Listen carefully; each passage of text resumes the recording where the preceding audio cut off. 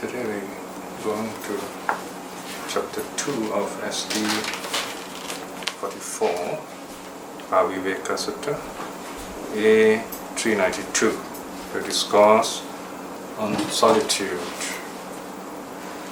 Now today's study we dedicate to the late Mr Lee Kuan Yew, who passed away on Monday, 23rd of March at 3:18 a.m. Today is March 25th, 2015. This sutta, Aviveka Sutta, talks about the nature of solitude, nature of being by yourself, being alone. Okay? We have another more familiar word called Viveka, which has a more spiritual sense to it, in terms of the mental solitude, spiritual solitude. Viveka is a more of a broad term, simply meaning solitude. It can be external, it can be ritual, and it can also include internal, spiritual. Then this is found in the Anguttara, Book of Trees, Sutta number 92. In this sutta, the Buddha compares the various kinds of solitude practiced by the non-Buddhists, and then the kind of solitude which is really meaningful and spiritual that is practiced by the early Buddhists as well as the saints, the arahats, if you like. On this special occasion, I might start off by saying that we can have a special sense of solitude in the social sense, if you like. And if you look at this country, Singapore, it's not a very big country, it's a very small country, and we were not rich at first. And in many ways we are very different from all our neighbors around us. In a sense, the whole country are people mostly by migrant population. That's the dynamic labor force. So there was a time when this country, Singapore, went through a lot of difficulties, so it has to be all alone by itself, just to work, to find some kind of meaning and purpose in its existence, and above all, some kind of political will, so that this country will not only grow but prosper. And that we did, thanks to the work of, mainly the ideas and the work of the late Mr Lee Kuan Yew. And now his generation has passed, and we can see this country has grown from a third world nation to a first world nation within one generation. That itself is a very great accomplishment in the worldly and human sense. And it is this kind of growth and peace and prosperity that also allows religion to flourish successfully, and some reasonable level of freedom of thought and religious practice. So we can see it is in this environment, for example, that we're able to work to translate the suttas in a modern way, using modern technology, the computers, the internet, and so on. So that is one aspect of solitude, in the sense of working by yourself, even if you have to, when there's no one else to really work with us. We work out meaning for our existence and directions for our lives, so that everyone here has a chance of personal growth, national development. Now on a spiritual level, Aviveka refers to being yourself, being different from others. So here is where we come to the level of what's called religious solitude. In a sense of a ritual behavior that makes us different from others, which is not necessarily always something good, but it is definitely something different. You find that many religions, they have some kind of externality showing that they're different, practice showing that they're different, promises showing that they can help others in a different way. So the Buddha noticed all this, and he mentions 3 of them. Okay, let's look at the sutta now. The Discourse on Solitude A392 on page 39. Outside sectarian wanderers, bhikshus prescribe these 3 kinds of solitude. What are the 3? The solitude of robes, or jivara paviveka, the solitude of alms food, pindapata paviveka, the solitude of lodging, senasana paviveka. So here we see these are the 3 main things that the renunciants or the wanderers of the Buddha's day need. These are basic needs: okay? Clothing, food, lodging. Of course, the 4th is not mentioned here. It is health, support, and so on, because here the Buddha is referring to the non-Buddhists. Among the Buddhists, health, medicine are very important. In fact, as we know now, researchers, specialists know that traditional Indian medicine actually are rooted in early Buddhist idea of medical health and medicine. And Buddha himself was aware of that. And if you look at the Vinaya, there's a whole chapter, the Besajakanda, on medicine, because the monks have to take care of themselves. They live alone in the forest, so they must know how to heal themselves, how to stay healthy, and so on. So but that part is missing in the supports for the sectarian wanderers. Here they are called solitude. So there's a special use of the word paviveka to show the kind of support or the kind of externality that these wanderers use to make themselves relevant to society so that they get support for their existence.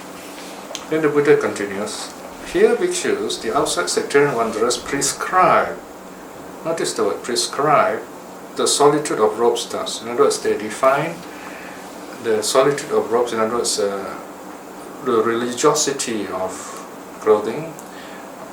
They identify themselves by wearing certain kinds of clothing to show they're religious. They wear hemp robes. They wear rough hemp mixed robes. They wear shrouds. They wear dust heap refuse cloths. They use tirita tree bark. And it's a tree found in India, so they use a barkwood tree instead of normal clothing. They wear antelope hide. They wear strips of antelope hide.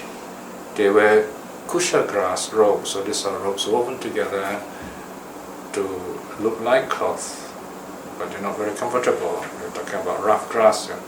They use bark cloth. So this is where probably they get the bark and they beat it up so it becomes soft and then it's kind of woven together in some way. They wear wood shaving cloth. They wear human hair blanket. They wear bristle blanket. They wear owl wings garments. So we can see here there are lots of different kinds of materials to use for clothing, except the normal kind of cloth that we wear. The idea here is to be different and to appear different, so that we know today we say in sociology to attract charisma, in other words to attract followers by showing that we're different, not so much by what is inside us, but by externality. So this is the way of the sectarian wanderers, the non-Buddhist teachers and holy men, if you like. Okay, so then the next thing is how the kind of food they eat or they accept. Here bhikshus, the outside sectarian wanderers, prescribe the solitude of alms food. Thus, they eat greens, or you might say here they are vegetarians. They eat millet, in other words, they take only millet. And they eat wild rice. They won't accept other kinds of rice, in other words. And they eat hide parings. In other words, this is the scrapings from the hide of animals when it is dried. They eat water lettuce. This is a kind of plant. They eat rice bran. They eat rice remnants, it's rough rice. They eat sesame flour, and they eat grass. Okay, here we find it a bit difficult to imagine grass. Probably here they're talking about the shoots, maybe the gentler parts of the grass. But then again, it's hard to say. Sourdough probably have strong teeth. Then they eat cow dung. Of course, here it sounds rather strange. I think here cow dung refers to when it is dried, and then after all, it is grass. It is dried grass, and so they kind of dried, and then they chew it. Because cow dung has many uses in India. They plaster their house with it. They dry the cow dung and use it as fuel. I mean, basically it's dry grass. Then they live on forest roots and trees. Forest roots and fruits rather. They live on windfall. In other words, fruits that fall from the tree. They only take that and eat it. So these are kind of strict practices, if you like. So here again, this is called strictness in holiness, to attract charisma, to attract followers, to get support from the people. Of course, the Buddha does not encourage all this, because he says these are externalities. It doesn't mean just because people have this kind of appearance or take this kind of food doesn't mean they are holy in any way at all. Next, here bhikshus, the outside sectarian wanderers, prescribe the solitude of lodging, the kind of place they live in, in other words. A forest, the foot of a tree, a charnel ground, a jungle grove, the open air, a heap of straw, a threshing house. This bhikshu is what outside sectarian wanderers prescribe as a solitude of lodging, right? Now here again, these are places also prescribed for the monks. So in a sense, this overlap with the way the monks practice, except the last one, threshing house, is not mentioned directly, although it could be used, but it can be quite noisy at certain times. So I think for that reason, it's not found in the Buddhist list, but the other names are found in the early Buddhist list also. Alright, so basically, what's meant here is that the outside sectarian wanderers, they regard this kind of places as holy, and to put all this together, they dress in a certain way, they eat certain kind of food, live in certain places only, okay, and that they claim to be holy in that way. So these are the three kinds of solitudes defined by the outside sectarian followers or wanderers. Now the Buddha talks about how he teaches his monks and nuns and followers like us what is meant by real solitude. But bhikshus, in this Dhamma Vinaya, notice, in this Dhamma Vinaya, Dhamma and teaching, teaching and discipline rather, there are these three kinds of solitude for monks. Now again here, although the Buddha used the word monks, we must always remember that that is the first group of people who are addressed to. So it can refer to anyone who are practicing like monks, even lay people who are meditating, keeping to the precepts, and so on. Of course, the monks are the ideal practitioners if they keep to the rules.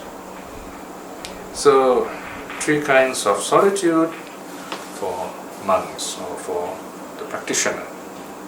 What are the three?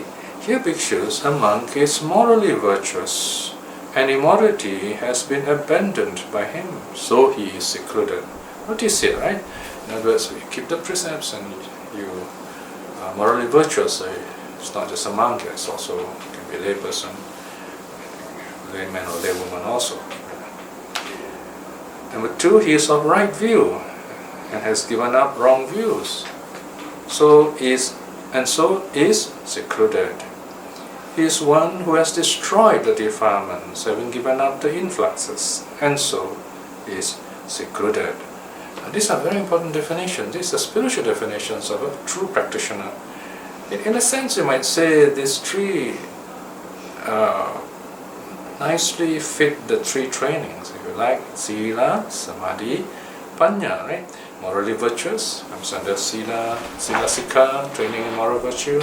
But here, the training is completed, okay, in the case of the Arahat.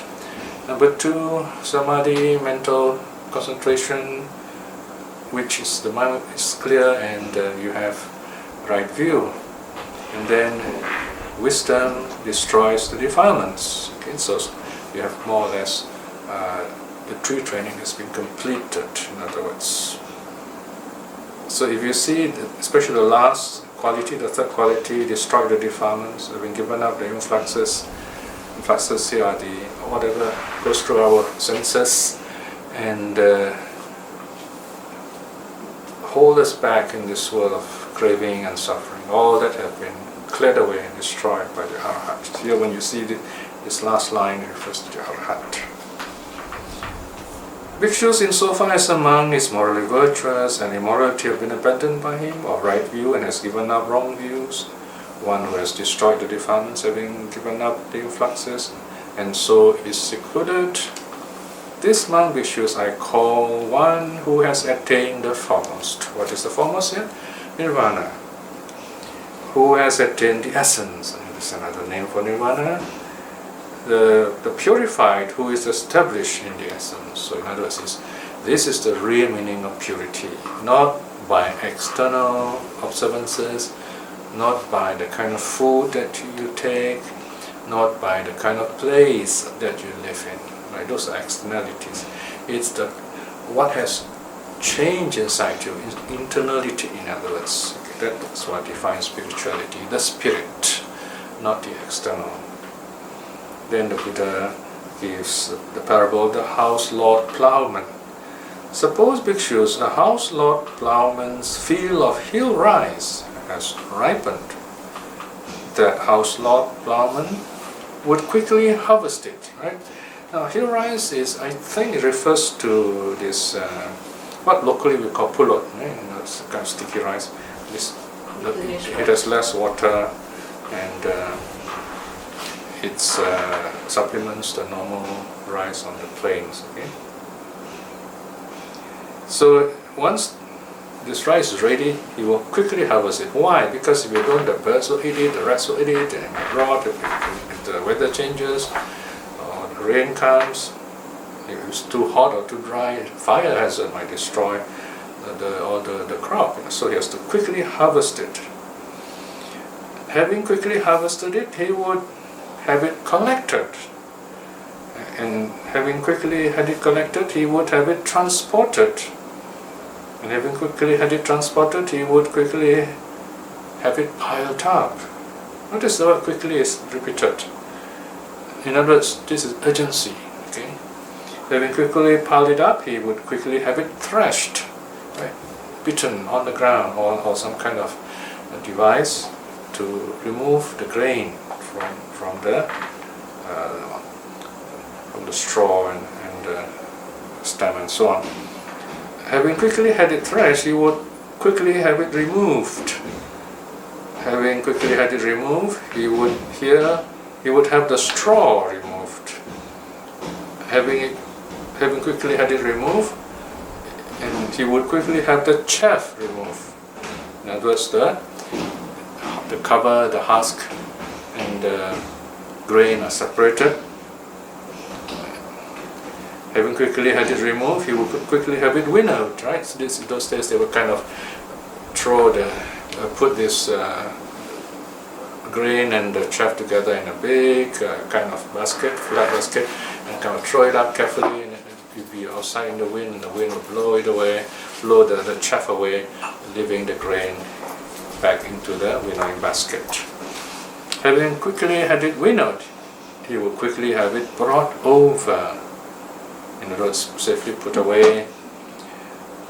Having quickly had it brought over, you quickly have it pounded. Got to add in the word it is missing. Have it pounded. Having quickly had it pounded, he would quickly have it husked. Right? So here the final part is to remove the last layer, okay, the rough skin. So these are the stages You have 1, 2, 3, 4, 5, 6, 7, 8, 9, 10, 11, 12 stages of producing rice, for example. Now, of course, for the social scientists, social historians, this is valuable data. They have a good idea how in the Buddha's time people planted rice and processed rice. Okay? But here the Buddha is using this teaching to show, number one, the industry of this paddy grower, and he does his work quickly so that all these crops are brought to maximum benefit. In this way, bhikshus, the house lord plowman's grains have attained the foremost, attained the essence, and they are the purified that are established in the essence, or if you like, feel with the essence. In other words, this is the best you can get from the plants from the crops that you have harvested. And that's the worldly aspect. Even so, bhikshus, insofar as a monk is morally virtuous and immorality has been abandoned by him, so he is secluded of right view and has given up wrong views, and so is secluded one who has destroyed the defilements, have given up the influxes, and so is secluded. This monk, bhikshus, is called one who has attained the formless, who has attained the essence, the purified, who is established in the essence. So this is a very useful sutta to remind us how to practice, right? The purpose of our being a Buddhist is a short sutta, but it reminds us to be a Buddhist is not to perform rituals, to just chant or just talk about the Dharma. More than that, to practice the precepts. Practicing the precepts means there is this significant and positive change in our personal conduct and speech.